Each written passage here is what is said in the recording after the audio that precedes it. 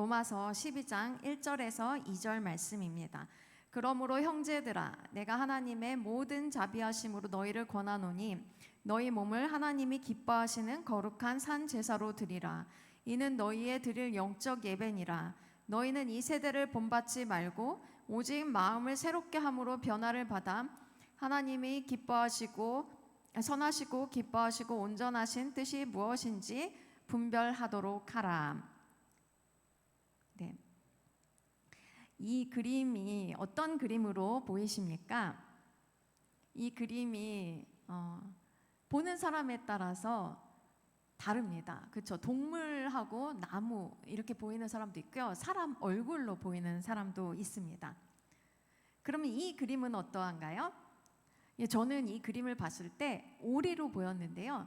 이 그림을 토끼라고 보는 사람도 있다고 합니다. 이 같은 그림이지만 각자의 관점에 따라서 보이는 것이 다릅니다. 세상을 바라보는 관점도 다릅니다. 그런데 이 세상을 바라보는 관점을 바로 세계관이라고 말을 합니다. 이 세계라고 하는 것은 우리와 우리 주변을 말하는 것인데요. 어떤 것을 해석하고 판단하고 행동하도록 하는 전제, 틀 또는 패러다임을 우리가 세계관이라고 말을 하기도 하고요.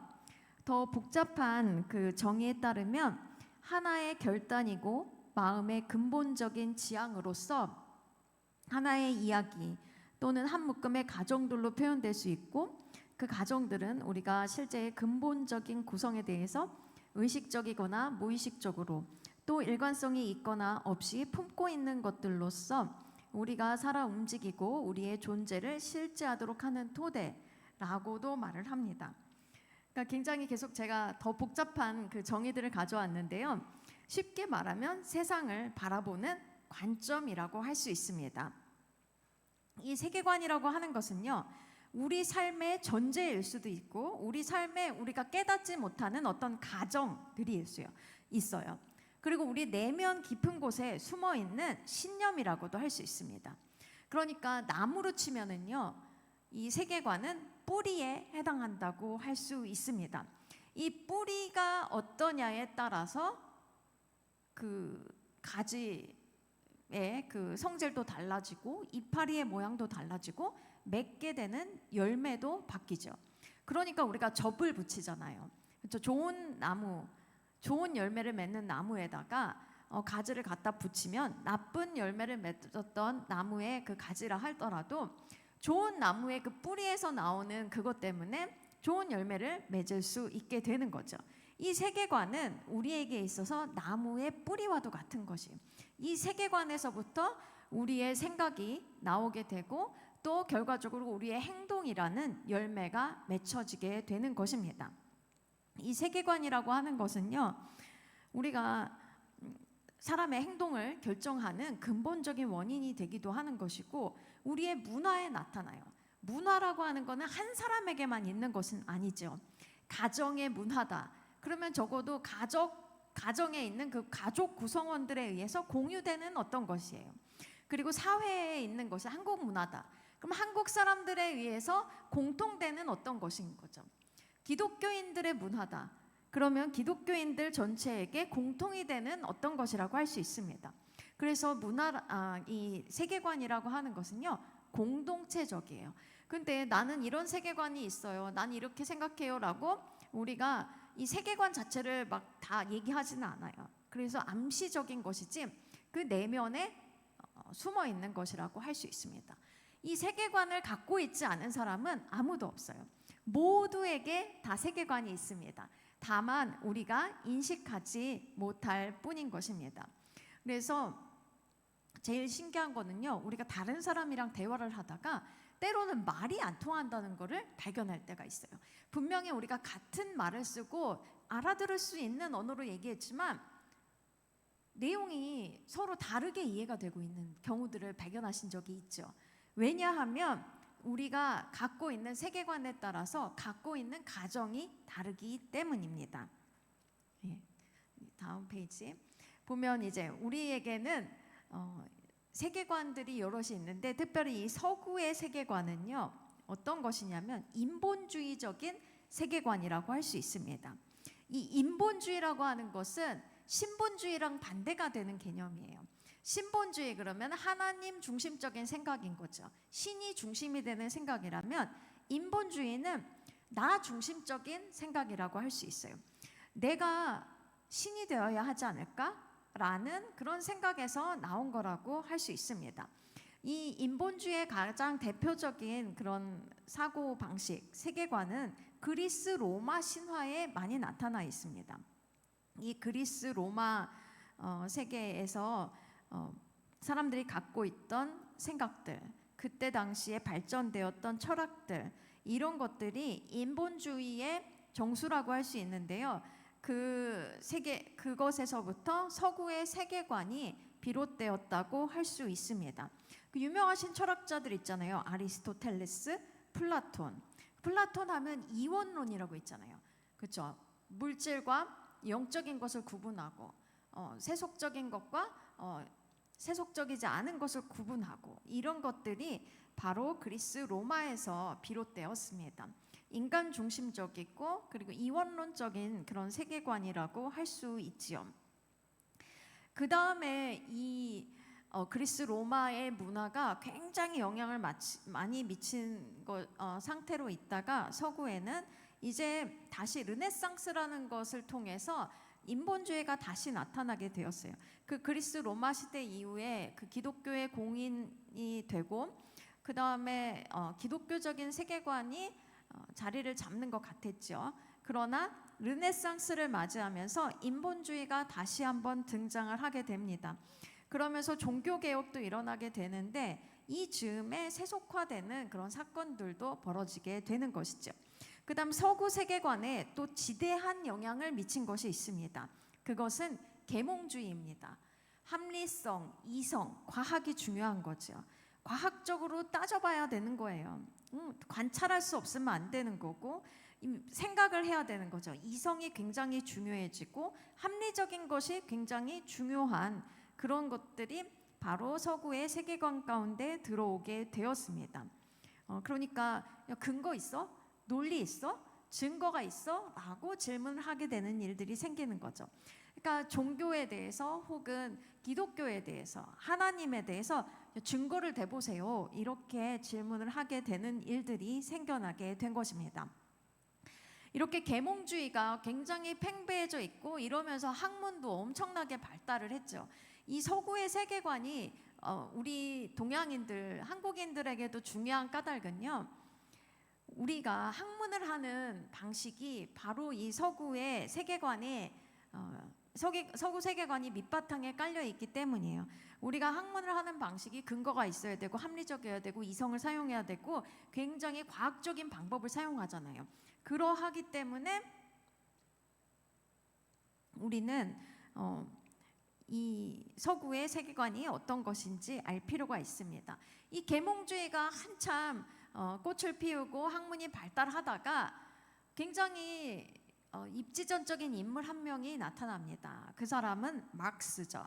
이 막스는 원래 기독교인 가정에서 태어났지만 하나님을 믿지 않았어요. 하나님의 사랑에 대해서 경험을 하지 못한 거죠. 그러면서 굉장히 유물론이라고 하는 신을 부정하는 하나님을 부정하는 그런 세계관을 들고 나옵니다. 근데 서구의 지식인들이 모두 다 이 막시즘, 유물론에 한 번은 발을 담갔던 거예요. 이것이 모든 면에 있어서 다 영향을 미치게 된 것입니다.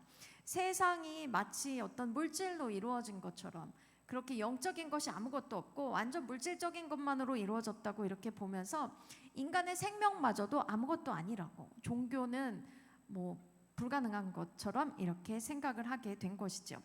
그런 시기가 지나가다가 또 막시즘이 이게 정치적으로 발현이 되면 그리고 경제적으로 발현이 되면 공산주의와 사회주의가 된 것이죠.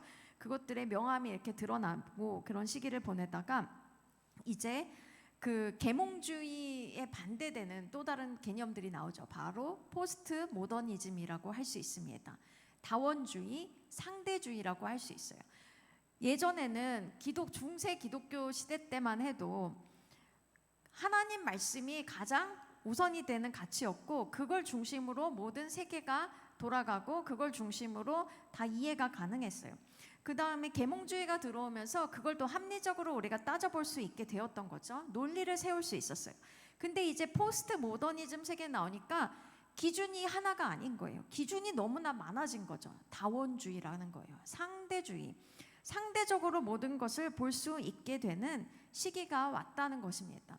이런 세계관의 영향이 우리에게도 있는 거예요. 그리고 전 세계적으로 다 이런 세계관이 깔려 있는 상황입니다. 근데 우리 한국 사람들에게는요, 서양적인 세계관만 있는 것이 아닙니다. 동양의 세계관도 갖고 있죠.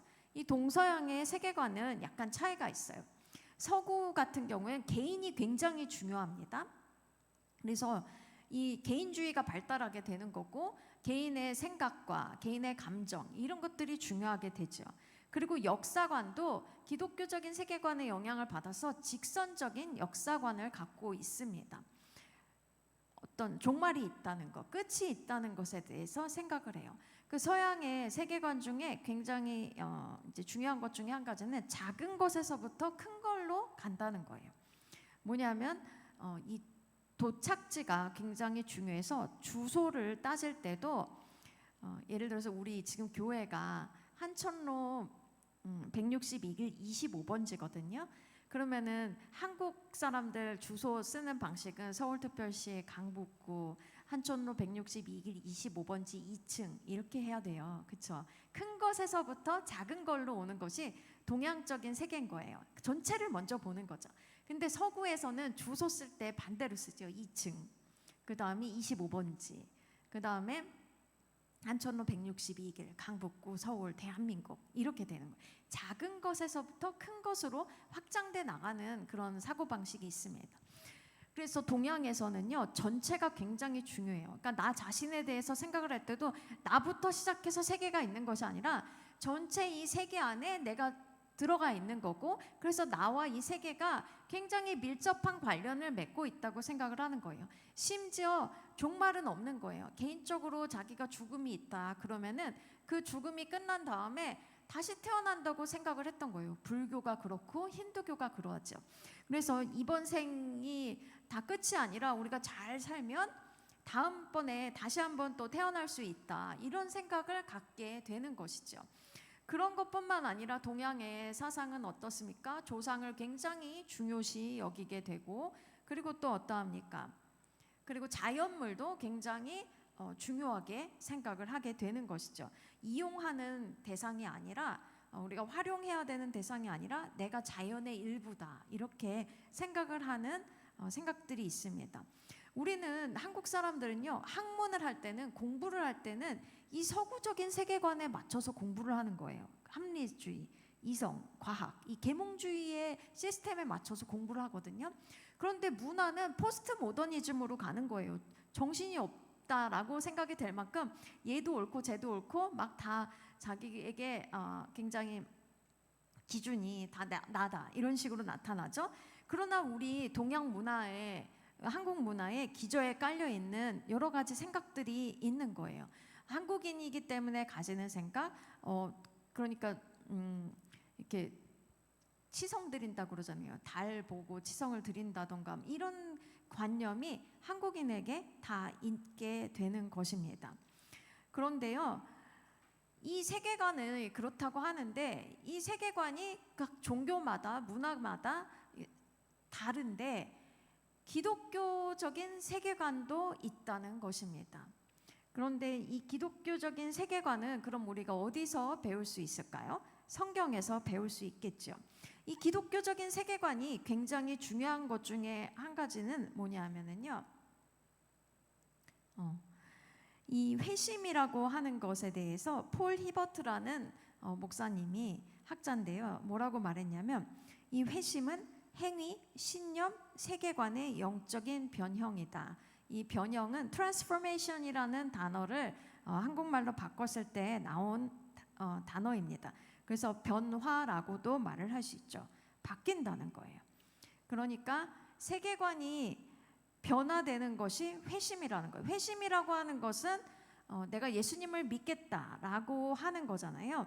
그것을 우리는 회심이라고 해요. 종교를 바꾼다라고 하는 것이기도 하겠지만, 내가 전에는 예수님을 믿지 않는 사람이었는데, 그리스도인이 아니었는데, 내가 이제는 예수님을 믿는 사람으로서 예수님을 따라가는 사람이 되겠습니다. 예수의 말씀대로 살아가는 사람이 되겠습니다라고 마음을 바꾸는 것, 예수님을 믿기로 결단하는 것이, 그것이 바로 회심이에요. 그래서 그것 때문에 행동도 바뀌고 신념도 바뀌고, 그런데 결정적으로 세계관이 바뀌게 된다는 것입니다. 이 폴 히버트라는 목사님은요, 선교사님이었어요. 그래서 인도에서 사역을 하는데, 인도는 이 서구 문화하고는 굉장히 다른 문화를 갖고 있죠. 아까 그 동서양의 차이를 했듯이 윤회가 굉장히 강력한, 윤회 사상이 굉장히 강력한 나라예요, 인도는요. 그리고 그 서구 사람들은 하나님을 믿잖아요. 근데 이 힌두교인들은요, 신이 너무 많은 거예요. 각종 신들이 있어요. 모든 것이 다 신인 거예요. 그리고 자기가 신이 될 수 있다고 생각을 하는 거죠. 그러니까 이런 사람들이 살고 있는 나라에서 예수님을 믿겠다고 했는데, 그 사람들이 정말 예수님을 믿었는가에 대해서, 믿고 있는가에 대해서 고민이 생긴 거죠. 그러면서 살펴보니까 사람들의 세계관이 바뀌지 않는다면, 회심을 했다 하더라도 기독교인임에도 불구하고 혼합주의적인 기독교인이 된다. 그래서 결국은 이교도적인 삶을 산다, 이런 말씀을 한 거예요.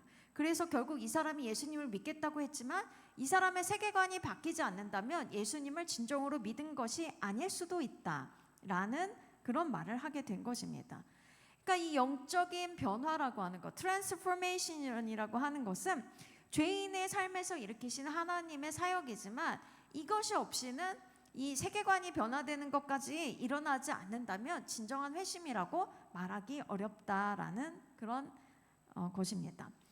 아까 읽은 그 로마서 말씀 있잖아요. 12장 2절에 여기 오직 마음을 새롭게 함으로 변화를 받아라고 돼 있는 말씀 있죠. 이 변화를 받는다라는 말이요, 바로 그 트랜스포메이션을 말하는 거예요. 트랜스포임드. 그러니까 우리가 이 세상에 우리를 맞추지 말고, conform, 우리를 맞추지 말고 이 세대를 본받지 말라라는 얘기는, 이 세대에 갖고 있는 여러 가지 생각들, 세계관에다가 우리를 끼워 맞추지 말고 마음을 새롭게 하는 것에 의해서 변화를 받으라는 거예요. 트랜스포메이션이 일어날 수 있도록 하라는 것입니다. 하나님께서 우리 가운데 마음을 새롭게 해주셔서 우리가 트랜스포메이션이 일어날 수 있도록, 그러니까 행위도 바뀌고 신념도 바뀌고 우리의 세계관도 바꿔질 수 있도록 우리 자신을 내어드리라고 그렇게 말씀을 하고 있는 것입니다. 세계관이, 우리가 어떤 세계관을 갖고 있었듯이 그거에 앞서서, 그러니까 회심이라고 하는 거는요, 자, 이것이 어떻게 되는 거냐면, 다시 한번 말씀을 드리면은, 일단 우리가 예수님을 믿겠다라고 하면은 겉으로 드러나는 모습이 있죠. 겉모습은 어떻습니까? 교회에 출석을 한다던가, 성경을 읽는다던가, 기도를 한다던가, 이게 굉장히 표면적으로 드러나는 모습이에요. 물론 예수님을 믿지 않기로 했는데 성경을 읽는 사람도 있겠지만, 그래도 결정적으로 예수님을 믿기로 결단을 하고 나서야 비로소 교회도 출석하고 사람들과 교제도 하고 성경도 읽고 기도도 하고 전도도 하고 그런 일들이 벌어지죠. 근데 그것은 단순히 겉모습만 변화된 것이 아니라 마음의 변화가 함께 있었던 거예요. 예수님을 믿기로 결단하는 일이 있었기 때문에 가능한 거고, 또 그런 일들을 하다가, 겉모습이 변화되는 일들을 하다가 예수님을 믿기로 결단하는 사람도 있을 거예요. 예수님을 믿고 나서 교회에 오는 사람도 있지만 교회에 출석하다가 예수님을 믿게 되는 사람도 있잖아요. 그런 거라는 거예요. 근데 거기에서만 멈추는 것이 아니라, 마음이 아니라 정말 이 우리의 무의식, 내면 깊은 곳에 있는 신념, 가정, 이런 것까지 다 바뀌어야 되는 것이 회심이라는 거죠. 세계관이 변화되어야 한다는 것입니다. 우리의 세계관이 기독교적인 세계관, 그러니까 성경적 세계관으로 바뀌어야 함을 말하고 있다는 것입니다. 그러면 기독교적인 세계관은 무엇이겠습니까? 바로 성경대로 세상을 바라보는 관점이에요. 세계관이 세상을 바라보는 관점이었잖아요.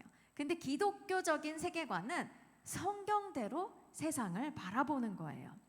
그러니까 그 서구의 경우에 세계관이 인본주의였죠. 내가 어떻게 하면 신이 될 수 있을까? 내가 신처럼 내 중심적으로 하는 거예요. 근데 그게 아니라 신본주의, 하나님 중심이라는 거예요.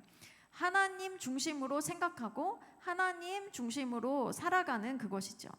그러니까 세상을 바라볼 때 내 중심적으로 내 생각대로, 아니면 내 생각이라고 하지만 과거로부터 있어 왔던 어떤 철학의 체계, 어떤 문화적인 체계로 이렇게 세상을 바라보는 것이 아니라 성경이 말씀하는 대로 이 세상을 해석하고 판단하고, 그래서 나의 행동을 결정하는 그것을 바로 우리가 성경적인 세계관, 기독교적인 세계관을 갖는다고 말하는 거예요.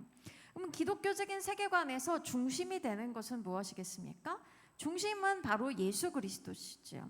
왜냐하면은, 그리고 그 예수 그리스도가 바로 우리의 모본이 되는 거예요. 기독교 세계관이 어떤 것인지 보여준 분이 바로 예수 그리스도세요. 왜냐하면 예수님은 오로지 하나님 아버지의 뜻대로 말하고 행동하고 하셨기 때문에 우리는 예수님에게서 기독교적인 세계관을 보는 것입니다. 예전에 아주 어르신들은 다 아실 수도 있는데요, 예수님이라면 어떻게 하셨을까라는 그런 책이었나요? 그게 굉장히 유행을 했어요. 그래서 우리가 할 때 우리 마음대로 하는 것이 아니고요, 우리는 한번 생각해 봐야 합니다. 예수님이라면 어떻게 하셨을까? 그래서 막 팔찌도 하고 다니고 그랬어요. WWJD 말해서 What would Jesus do? 막 이러면서 예수님이라면 어떻게 하셨을까? 그러니까 우리가 예수님을 지금 눈앞에 보고 있지는 않지만 성경의 복음서를 통해서 우리가 알게 된 그 예수님이라면 내가 처한 지금의 상황 가운데서 과연 어떻게 하셨을까를 생각하면서 나의 행동을 결정해 보라는 그런 도전이었죠. 굉장히 좋은 도전이었다고 생각합니다. 왜냐하면 그렇게 생각할 수 있기 위해서는 성경을 읽으면서 성경에서 보여주고 있는 기독교 세계관이 어떤 것인지 습득했어야 하기 때문이죠. 쉽게 말하면 이 기독교 세계관을 가진다고 하는 거, 우리가 회심했는데 세계관이 변화가 이루어지는 정도까지 들어가게 되는 이 회심은 바로 우리가 그리스도인답게 생각하는 것을 말한다고 할 수 있겠습니다. 그리스도인답게 생각하는 거, 그렇죠? 근데 이 그리스도인답게 생각을 하기 위해서는 예수님을 모본으로 봐야 된다고 그랬죠. 근데 예수님에 대한 이야기를 우리가 꿈을 통해 압니까? 아니면 다른 사람들이 그냥 아무렇게나 말한 걸 가지고 알 수 있습니까? 아니면 역사책을 보면 우리가 알 수 있습니까? 예수님은 어떻게 하셨을까? 그걸 알려면 무엇을 봐야 되죠? 바로 성경을 봐야 하는 것입니다. 성경에는요, 하나님의 이야기가 담겨 있어요. 성경은 예수님에 대한 이야기 알려주는데요, 오실 예수님에 대한 이야기, 그리고 오신 예수님에 대한 이야기잖아요. 이 전체 구약의 처음부터 요한계시록 그 신약의 마지막에 이르기까지 하나님의 이야기가 담겨 있어요. 하나님께서 도대체 왜 예수님을 보내실 거였고, 예수님이 그래서 왜 오셨고, 예수님이 오셨기 때문에 어떤 일이 벌어졌고, 또 앞으로는 어떻게 될 것인지에 대한 이야기를 담은 거예요. 하나님이 그 이야기를 풀어나가시는 내용은 바로 우리가 성경에서 읽는 대로 창조, 타락, 구속, 완성입니다. 하나님께서는 이 세상을 창조하셨습니다. 그렇죠? 모든 것을 창조하셨어요. 세상을 만드시고 하늘과 땅, 별 막 이런 거 다 만드시고 모든 걸 만드셨어요. 동물도 만드시고 사람도 만드셨습니다. 다른 거는요 다 말씀으로 만드셨는데 사람은 흙을 빚어서 손으로 만드셨다고 그렇게 성경이 기록을 합니다. 그런데 하나님께서 만드신 세상이 너무 좋았다고 그렇게 말씀을 하십니다. 이 하나님께서 세상을 만드신 다음에 사람에게 말씀을 하시기를요, 너는 이 세상을 다스려라, 이렇게 말씀하시죠. 그래서 사람들에게 문화가 발달을 하게 되는 것입니다. 그리고 학문도 발달을 하게 되는 것이죠. 지금 요즘 와서는 뭐 소비 문화 같은 대중 문화도 발달을 하게 된 것이죠. 하나님이 만드신 세상이 너무나 좋았는데 어떤 일이 벌어집니까? 그거를 굉장히 싫어하는 영적인 존재들이 있었죠. 이미 타락을 해서 하나님께서 만드신 존재였지만 타락을 해서 하나님께 반역하고 있던 사단과 그의 졸개들이 있었죠. 근데 그 타락한 존재들은 하나님께서 만드시고 보시기에 너무 좋았다고 말한 그 사람들마저도 타락하기를 바랬던 거예요.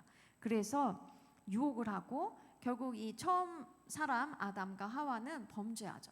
근데 하나님 잘못했어요 라고 회개하고 끝났으면 얼마나 좋았을까요? 근데 이들은 범죄한 다음에 막 숨습니다. 그리고 자기들 방식대로 옷을 해 입어요. 하나님께서는 원래 옷을 주지 않으셨죠. 부끄러움이 없으니까요. 근데 죄를 짓자마자 수치를 깨달으면서 수치감이 오는 거예요. 죄 때문에 수치감이 오는 거거든요.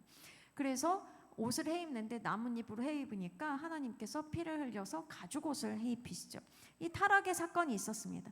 그래서 에덴 동산에서 쫓겨나게 되고 하나님과 관계가 멀어지게 되는 여러 가지 일들이 벌어지게 됩니다. 근데 그 상황 가운데서 하나님은 그냥 두지 않으시고 하나님께서는 이 사람들이 다시 하나님과 관계를 맺고 구원받을 수 있는 길을 열어주시기를 원하셨습니다. 그래서 예수 그리스도를 보내주셨죠. 죄 없으신 분, 하나님 자신이신 분이 바로 인간의 몸을 입고 이 땅 가운데 오셔서 십자가에서 모든 죄를 짊어지시고 죽으셨습니다. 제물이 되어 주셨어요. 그래서 예수 그리스도를 믿는 자마다 죄가 용서함을 받는 거예요. 그리고 예수님께서는 그냥 죽으시고 끝난 것이 아니시죠. 3일 만에 부활하셨습니다. 다시 살아나셔서 하늘로 올라가셔서 하나님께서 모든 이름 위에 가장 높은 이름으로 올려주셨어요. 그래서 예수 그리스도를 믿는 자들은 구원을 받고 죄가 용서함을 받을 뿐만 아니라 죄를 더 이상 짓지 않을 하나님이 우리 안에 와서 사시기 때문에 죄를 짓지 않을 수 있는 그 힘마저도 얻을 수 있게 되는 것입니다. 근데 그것이 끝이 아닙니다. 하나님께서는 예수님이 이 땅 가운데 다시 오실 거라고 말씀하셨어요. 그래서 이 구원을 완성하게 될 거라고 그렇게 약속을 해주셨습니다. 이 인간이 죄를 지은 다음에요, 모든 피조 세계가 다 무너지기 시작을 했어요.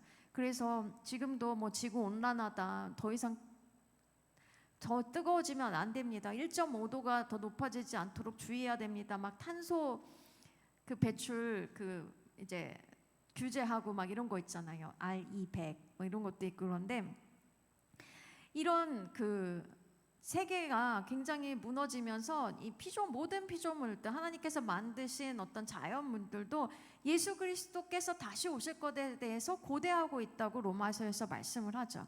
주님께서는 틀림없이 다시 오시게 될 것입니다. 그러면서 우리 사람들이 예수 믿는 사람들이 완전한 그 구원을 받을 수 있게 하실 거예요. 그리고 모든 피조물들이 다시 회복될 수 있게 하실 거예요. 새로운 창조를 하실 거라는 거, 완전한 회복을 이루실 거라는 것에 대해서 말씀을 하고 있는 거예요.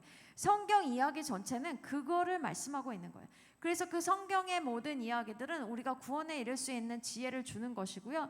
이 세상이 그래서 왜 세상에 악이 존재하고, 나는 왜 하나님의 뜻을 따라서 살아야 되고, 나는 왜 죄를 이기면서 살아야 되는가, 그것을 위해서 나는 왜 기도해야 되고, 나는 왜 또 이렇게 좋은 직업을 찾아서, 나에게 맞는 직업을 찾아서 거기에 하나님 나라가 오게 해야 되는 것인가, 여러 가지 우리의 윤리관뿐만 아니라 직업관, 인간관, 각종 그 모든 것들이 바로 성경에 기록된 하나님의 이야기를 통해서 우리가 깨닫고 알 수 있다는 것입니다. 큰 틀은 창조와 타락과 구속과 완성의 틀 가운데 있는 것입니다.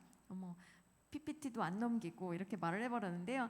바로 이 기독교 세계관, 창조, 타락, 구속, 완성, 그거 위에 세부적으로 우리가 하나님이 누구신지, 인간은 어떠한 존재인지, 또 그래서 윤리적인 것, 뭐가 옳은 것인지, 그리고 역사는 어떻게 시작돼서 어떻게 끝날 것인지에 대한 인식이 새로워져야 되는 것입니다. 또 그래서 우리는 구체적으로 정치적으로는 어떤 관점을 가져야 되고, 경제적으로는 어떻게 살아야 되고, 이 사회 가운데서 어떤 존재로 살아야 되는지, 가정, 교육, 예술, 문화, 직업, 학문, 스포츠의 영역에서 우리 그리스도인들이 구체적으로 어떻게 해야 될지에 대해서 우리가 그리스도인답게 생각을 해야 하는 것입니다. 그런데 우리가 한번 생각을 해봅시다. 우리 그리스도인들은 진정으로 기독교 세계관을 갖고 있습니까? 여러분 어떠세요? 여러분은 정말로 기독교적인 세계관을 갖고 계십니까? 물론 우리는 창조, 타락, 구속, 완성을 믿고 있습니다. 근데 세부적으로 들어가서 우리 또 신관, 인간관, 윤리관, 역사관, 이거 틀림없이 기독교적일 거예요. 하나님을 믿습니다. 삼일체 하나님 믿잖아요. 하나님이 창조주이신 것도 믿죠. 그리고 우리 인간은 하나님의 피조물인 걸 믿어요. 그 죄인이었지만 예수님을 믿고 구원받은 존재라는 것도 알아요. 주님 뜻대로 살아가는 것이 윤리적인 거라는 것도 알고 있습니다. 역사, 하나님께서 만드신 세상에 끝이 있어요. 예수님께서 오셔서 심판하시고 영원한 하나님 나라로 믿는 자는 들어가게 되고 믿지 않는 자는 지옥불에 처하게 될 것을 우리는 알고 있습니다. 믿고 있습니다. 그런데 우리의 삶의 현장 가운데서 우리는 구체적으로 그리스도인답게 생각하고 행동하고 있냐는 것입니다. 우리 기독교인들에게도 이원론이 있어요. 영적인 것과 물질적인 것을 마구 분리합니다. 그래서 어떤 일이 벌어집니까? 교회는 열심히 나오고 신앙생활도 열심히 하는데 이 세상의 것만 보는 거예요. 하나님 나라와 하나님 의의를 구하라고 그랬는데 이 영적인 거는 잘 어떻게 되는 건지 모르고 이 땅에서 잘 먹고 잘 사는 것만 구하는 사람도 있습니다. 근데 또 반대로 이 땅에서의 삶을 완전히 무시하고 수도원 같이 막 다 이렇게 다 들어가고 막 오로지 말씀 읽고 기도하는 일에만 전무하는 분도 있습니다. 물론 그거 해야 되는데 사람도 안 만나고 그것만 하고 이거는 균형을 잃은 거예요. 왜냐하면 틀림없이 생육하고 번성하고 다스리라고 말씀을 하셨거든요. 그것은 아담과 하와에게만 주어진 명령이 아니라 우리 모든 인간에게 주어진 명령인데 그 이야기는 우리가 이 땅 가운데 살면서 할 일이 있다는 거예요. 복음 전파의 사명뿐만 아니라 이 땅에서 우리가 직업을 가지고 혹은 사람들을 섬기면서 살아가야 될 삶의 모습이 있다는 거예요. 근데 그런 건 아무것도 하지 않고 오직 기도하고 말씀만 읽는다. 물론 그걸 부름받은 사람이 있습니다. 목회자들은 그럴 수 있어요. 근데 그렇지 않은데 그것만 하고 있다. 그러면은 이거는 너무 이원론적인 생각이 서구의 그 플라톤에서 비롯한 이원론적 생각이 우리를 지배하고 있기 때문에 그렇다는 거죠. 또 어떤 것이 있습니까? 거룩한 것과 속적인 것, 세속적인 것을 막 구분하는 거예요. 여러분, 성경에서 말씀과 기도로 다 거룩하여진다고 말하고 있습니다. 믿으십니까? 우리는 흔히 생각할 때 교회에 있고 막 다 그럼 무조건 다 거룩한 건 줄 알아요. 그리고 막 세상에 있는 건 다 세속적이라고 생각을 합니다. 아닙니다. 세상에 있느냐 교회에 있느냐의 문제가 아니라 하나님과 다 있느냐, 하나님의 통치를 받느냐, 받지 않느냐. 이 거룩한 것과 세상적인 것에 대한 구분이 너무 모호하게 되어 있는 것입니다. 이분법적으로 생각할 수 있는 것이 아니에요. 예를 들어서 어떤 세상의 경제 체제, 정치 체제, 이것은 다 세상적인 거니까 말도 안 됩니다. 이렇게 생각할 수도 있죠. 그게 바로 이분법적인 거라는 거예요. 경제 그 체계 안에서도 하나님의 방식대로 역사할 수 있는 영역이 있어서 거룩하게 사용될 수도 있는 거고 또 그냥 세상적으로 사용될 수도 있는 거예요. 예를 들어서 어떤 직업의 세계라던가 그리고 자본주의의 발달에 기독교가 굉장히 많은 영향을 미쳤다고 그렇게 사회학자들이 이야기를 하죠. 막스 베버. 그런데 이 소명, 직업이라는 단어 자체가 소명에서 나온 말이잖아요. 그런데 우리가 직업을 정말 하나님이 주신 직업으로 알고 열심히 일을 하고 그래서 발전을 이루고 이렇게 할 수도 있는 반면에 또 그게 아니라 상관없이 직업 세계에 사는데 하나님의 뜻과 상관없이 세상 사람들처럼 그 돈을 무조건 많이 벌기 위해서 그 가치관을 가지고 활용을 할 때 그건 또 세상적인 것이 되는 거예요. 그러니까 거룩한 것이냐 속된 것이냐에 대해서 딱 무자들이 딱 자르는 것이 아니라 정말 하나님이 그 안에 계시고 하나님의 활동이 그 안에 계시고 그래서 다른 어떤 하나님이 영광 받으시는 영역이 있느냐 그게 중요하다는 것이죠. 그리고 교회 안에서 삶하고 교회 밖에서의 삶이 어떠합니까? 다른 기독교인들이 있어요. 통합이 안 되는 거예요. 그럼 막 피곤하죠. 무슨 말인지 교회 사람들은 주일에만 만났으면 좋겠고 그런 삶을 살 수 있기도 한데 그런 것이 안 된다는 것입니다. 우리는 진실로 우리가 예수님을 믿기로 했다면 우리의 표면적으로 드러나는 삶의 모습이 신앙생활을 하는 것이어야 될 뿐만 아니라 마음으로 정말 주님을 따라야 되고 그리고 우리의 마음, 우리가 잘 인식하기 어려운 우리의 세계관조차도 성경적인 것으로 완전히 바뀌어야 되는 것입니다. 그러면은요, 세계관이 변화될 수 있기 위해서는 우리가 어떻게 해야 되겠습니까? 세계관은요, 어떻게 습득이 되냐면은 이야기를 통해서 습득이 된대요. 무슨 말씀이냐면 그리스 로마 신화 이런 거 있잖아요. 그리스 로마 신화를 열심히 읽으면요 굉장히 인본주의적인 사고가 확립이 되는 거예요.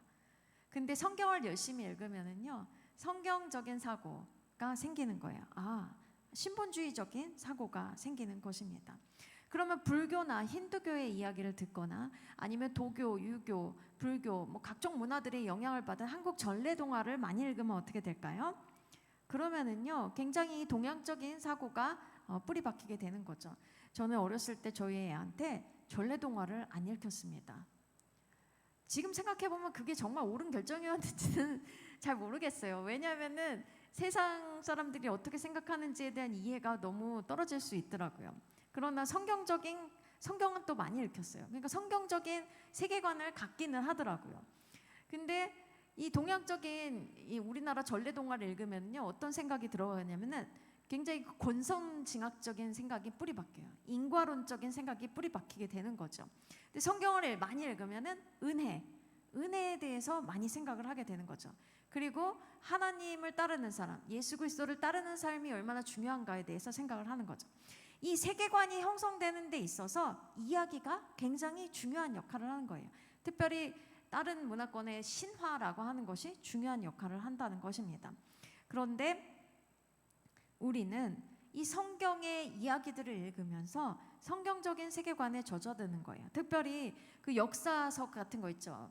창세기, 출애굽기, 그 다음에 민수기, 그리고 여호수아, 이런 역사 이야기들 있잖아요. 이야기로 할 수 있는 것들, 사사기, 룻기, 사무엘, 상하, 이런 이야기 책들, 그렇죠? 느헤미야, 에스라, 에스더, 이런 이야기들이 바로 성경적 사고를 갖게 한다는 거예요. 예수님의 이야기, 복음서들을 읽으면 또 성경적인 세계관을 가지기가 쉽다는 거죠. 물론 우리가 성경적인 세계관을 공부하고 이러기 위해서 다른 성경의 서신서라던가 이런 여러 가지들 당연히 우리가 다 말씀에 익숙해져야 되고 잘 알아야 합니다. 그러나 이 이야기들, 어린 아이들에게 세계관을 우리가 습득할 수 있도록 하기 위해서는 성경의 이야기를 많이 들려주어야 한다는 것입니다. 그러면 이미 많은 그 세계관, 그 세상적인 세계관이 우리에게 자리 잡았는데 뒤늦게 회심한 청년기나 청소년기 때 회심한 사람, 장년기에 회심하신 분들은 어떻게 합니까? 여전히 똑같아요. 이 세계관이 담겨져 있는, 하나님의 이야기가 담겨져 있는 성경을 많이 읽어야 하는 것입니다. 성경이 너무 어렵다 그러면은요, 쉬운 버전을 찾아서 읽으시면 되는 거예요. 잘 이해되는 데를 찾아서 읽는 거예요. 처음부터 끝까지 다 몰라가지고 어렵다, 물론 공부를 하실 수도 있지만 쉬운 버전을 찾으세요. 메시지 성경, 굉장히 현대적으로 번역됐고 요즘은 청년들을 위해서 새로 번역된 성경책이 있더라고요. 쉬운 성경 또 있고, 그 다음에 현대인의 성경도 있고 새번역도 이런데 또 나온 버전이 있더라고요. 그런 것들을 통해서 우리가 이런 내용이구나. 개역개정 성경, 개역 한글 성경은 좀 내용이 습득하기가 어렵잖아요. 그러니까 쉬운 성경책을 읽으면서 우리가 이 성경적인 세계관에 젖어들어야 하겠습니다. 그러니까 말씀을 가까이 하는 것이 굉장히 우리가 성경적 세계관을 갖는데 중요하다는 것이에요.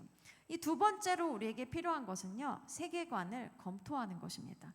뭐냐면은요, 검토, 그러니까 굉장히 공부를 해야 될 것 같잖아요. 과연 맞습니다. 우리가 공부해야 돼요. 과연 나에게 있는 세계관은 어떠한 것이 있는가 우리가 알아차려야 되는 것입니다.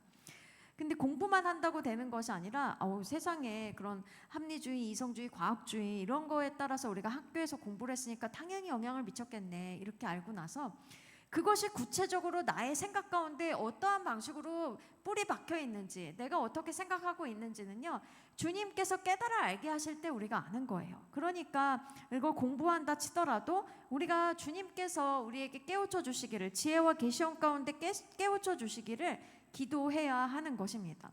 근데 또 세계관을 검토하는 데 있어요, 공부보다 더 효과적인 게 있습니다. 뭐냐면은요, 우리가 지금까지 아는, 그러니까 다른 문화권의 세계관을 접해보는 거예요. 경험해보는 거예요. 그러니까 무슨 말씀이냐면은요, 이 선교사님들이, 초짜 선교사님들이 이제 다른 문화권에 가잖아요. 그럼 일단 굉장히 충격을 받습니다. 대화가 안 통하는 거예요. 언어가 달라서 뿐만 아니라 세계관이 다르니까 나는 말 되게 잘 번역해서 했는데 얘기가 안 되는 거예요. 세계관이 다르기 때문에 그런다는 거를 발견하면서 나는 정말 순수하게 복음을 전하고자 했지만 이 복음이 오해되고 있는 것들을 발견하게 되는 거지요. 그러면서 과연 내가 어떻게 이 사람들이 이해할 수 있는 방식으로 복음을 전할 수 있을까 연구하다 보면은요, 내가 깨닫지 못했는데 내가 실상 그리스도인 줄 알고 내가 이렇게 주님께 헌신했는데도 내 생각 깊은 곳에는 전혀 성경적이지 않은 생각들이 가득 차 있네 라는 것들을 발견하게 된다는 거예요. 뭐 그런 정도까지는 아니더라도 우리가 다른 문화권에 있는 사람들과 만남이 있거나 다른 세계관에 이렇게 노출이 되면 나의 생각이 더 분명해지는 거예요. 내가 무슨 생각을 갖고 있고 무엇에 어떻게 느끼고 있는지를 깨달아 알게 되면서 무엇이 정말 성경적인 것이고 내게 있는 것 중에 무엇이 정말 성경적이지 않은지가 나오게 된다는 것입니다. 예를 들면 그런 거예요. 한국의 기독교에는요, 어떻습니까? 술 마시면 큰일 나잖아요. 그렇죠? 안 되는 거예요. 근데 성경은 술 취하지 말라 그랬고 다른 문화권에 있는 분들은 와인을 마시기도 하시더라고요. 근데 그래서 술을 마셔도 된다 이 얘기를 드리는 건 아닙니다. 근데 우리 문화권에 있을 때는 술은 무조건 마시면 안 되고, 그러니까 저 술 마시는 애들하고는 친하게도 지내면 안 되고, 저 술 마시는 애들은 인생을 아주 안 좋은 데다가 맡겨버리는 나쁜 사람인 것처럼 우리가 그렇게 이원론적으로 생각을 하고 있었을 수도 있다는 거예요. 그러나 다른 문화권에서는 그게 아니다 라는 것들을 깨닫게 되면은 성경은 또 정말 술 취하지 말라고 그랬구나. 그럼 한 잔이라도 마시니까 취하니까 마시면 안 되지. 그러나 동시에 우리가 술을 마시는, 또 예수 그리스도 아직 믿지 않기 때문에 술을 마시는 분이나, 아니면 술은 마시지만 아직 못 끊었지만 그래도 예수님을 믿겠다고 나오는 사람들에 대해서 정죄하지 않을 수 있다는 거예요. 성경은 그 정죄하라고 하는 것이 아니라 내 눈에 갑자기 내 눈에 뭐가 있는지를 살펴보라고 그러잖아요. 남의 눈에 티끌이 아니라 내 눈에 들보를 보라고 그러잖아요. 그건 거예요. 바로 그런 일들이 벌어지게 되는 것입니다. 여러분, 정말 성경적인 것과 그렇지 않은 것들을 우리가 분별하게 되는 것이 세계관을 공부하고 검토할 때 가능하다는 것을 알게 됩니다. 그런 관점에서 보면은요, 요즘에 젠더 문제라든가 포괄적 차별금지법 이런 것들이 또 기독교인들에게 아주 100% 나쁘기만 한 건 아니라는 생각이 들어요. 어떤 관점에서는 당연히 젠더 이슈, 여성과 남성과 여성만 하나님이 만드셨습니다. 우리가 그거를 포기할 수는 없어요. 그리고 포괄적 차별금지법은 제정되어서는 안 되는 악법이 맞습니다. 그러나 우리가 그거에 대해서 세상에 도전이 없었다면 우리가 남성을 여성, 그것을 만드신 하나님의 뜻이라던가, 그래서 우리가 어떻게 여성은 어떻게 여성으로 살아가고 남성은 어떻게 남성으로 살아갈 것인가, 그리고 그 이전에 하나님 앞에 선 단독자로서 한 인간으로서 우리가 어떻게 살아갈 것인가에 대한 인식이 좀 덜했을 수도 있어요. 그러나 우리가 더 깊이 이해할 수 있도록 하는 용도로 또 사용할 수 있다는 거예요. 그리고 동성애가 하나님이 정말 금하신 거라는 거를 우리는 간과해 왔어요. 그렇죠? 별로 크게 심각하게 생각하지 않았습니다. 그러나 이런 도전이 찾아올 때 우리가 그 잘 몰랐기 때문에 또 허용했던 부분들도 있어요. 그러나 극렬하게 반대할 수 있게 되고 그것에 있어서 우리를 성별하게 하는 좋은 또 도구로 사용될 수도 있다는 것입니다. 따라서 모든 문화 안에서 우리가 무조건 다 나쁘다고만 할 것이 아니라, 그래서 그것을 사용해서 우리가 더 성경적인 가치관을 가지는, 세계관을 가지는 사람으로 변화될 수 있다는 것에 대해서 우리가 또 고려를 해볼 수 있을 필요가 있습니다. 세 번째로는 신앙생활동을 새롭게라고 제가 이렇게 적었는데요. 이게 무슨 말씀이냐면요, 우리가 신앙인으로서 하는 여러 가지 활동들이 있죠. 표면적으로 드러나는 활동이 있습니다. 주일날 예배를 드리죠. 우리가 성경을 읽고 성경을 공부합니다. 기도도 합니다. 그리고 절기 행사도 교회에서 하죠. 추수감사절, 성탄절. 그런데요, 이 모든 신앙의 활동이 매번 살아있는 그런 활동이 되도록, 새롭게 느껴질 수 있도록 하는 거예요. 이거는 자기 자신의 어떤 결단과 자기 자신이 의식적으로 하나님 앞에 나아가는 행동을 통해서 가능한 거예요. 이 파트가 굉장히 중요하겠죠. 똑같이 예배를 드리지만 매번 새로운 마음으로 주님을 만나겠다는, 새로운 하나님을 만나겠다는 마음가짐을 가지고 예배를 드리러 오는 사람과 주일이니까 그냥 가야지, 물론 의식 못한 채로 습관대로 하는 것도 굉장히 중요합니다. 안 하는 것보단 좋아요. 그러나 오늘 예배가 지난주 예배 드렸던 거랑 주님을 만나는 경험이 없고 그냥 매번 똑같고 새롭지가 않고 매너리즘에 빠지는 것 같고, 그렇다면 우리가 변화될 수 없다는 거예요. 우리가 마음 깊은 곳까지 변화되기 어렵다는 것입니다. 따라서 우리가 하고 있는 모든 신앙의 활동이 매번 새롭게 경험되고 매번 새롭게 체험될 수 있도록 주님께 요청해야 되는 거예요. 주님, 제가 이 예배 가운데서 새로운 의미를 경험할 수 있도록, 주님을 새롭게 만날 수 있도록 도와주십시오라고 나가야 되는 거예요. 성경을 한 번, 두 번 읽고 그러다 보면 막 익숙해지잖아요. 근데 나 익숙해졌으니까 너무 익숙하기 때문에 안 읽고 싶어질 수도 있어요. 근데 성경을 계속 반복해서 읽고 또 읽고 해도 즐거운 것은 그 매번 읽을 때마다 하나님께서 새롭게 깨닫게 하시는 것이 있고 하나님께서 우리를 새롭게 만나 주시기 때문에 계속 읽을 수 있는 거죠. 찬양은 어떠합니까? 막 같은 곡 막 몇백 곡밖에 안 되는 거 가지고 막 돌려서 하잖아요. 예배를 많이 드리고 찬양을 많이 할수록 그 곡이 그 곡 같고 그럴 수도 있어요. 근데 매 순간 같은 찬양이라 하더라도 내 고백이 새로워질 수 있다는 거예요.